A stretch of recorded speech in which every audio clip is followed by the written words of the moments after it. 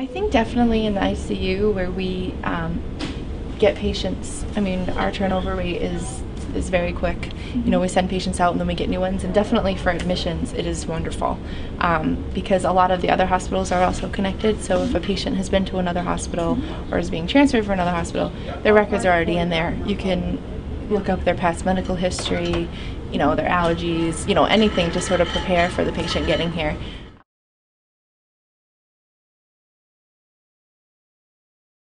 And to, you know, the duration of their stay, like I can look up everything that happened with them yesterday or the day before that and things like that, where as opposed to when it was the paper chart, it was a little bit harder because there was a lot more you had to sort of flip through to find different things. I mean, the information was there, but it's much more organized, and you know, it's, you know, they organize it by date, so you can be able to figure out stuff like that a lot easier too. So.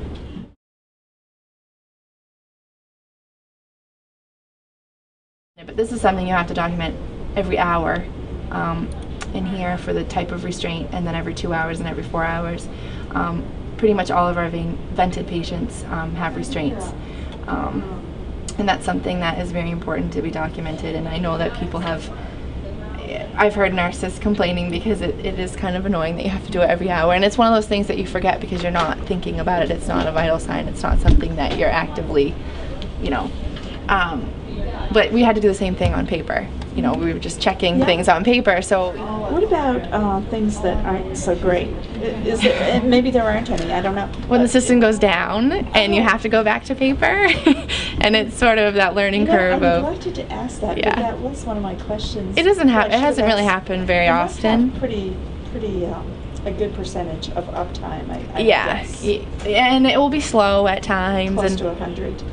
Well, I don't know. Yeah, I don't really know. Yeah. But I've only had to go down twice, and we've been doing it for like a year and a half. So, and when that happens, the amount of paper that has to be printed is ridiculous because you have to print all of their the medication record. You have to print basically everything, and then you have to get out the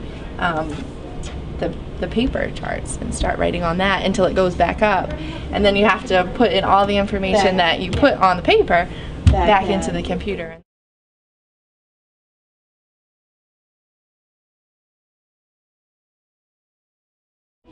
Excellent for new nurses because I started there, and when you're fresh out of school, you know the basics about medications, but that way it's a lot easier. They always had a little thing you could hit on to learn about the medication, and then I mean, I'm sure it happened, but you always knew you had the right patient, you always knew you had the right medication. I mean, errors do still happen, but you know, it definitely cuts it down, and it's a big sort of relief for new nurses who are sort of, you know, just kind of getting wet into everything. So the technology and the fast-pacedness, I just couldn't really work on it. I mean, here, you know, we have a lot of that, and it still was busier there, but that's why I like working in a big hospital.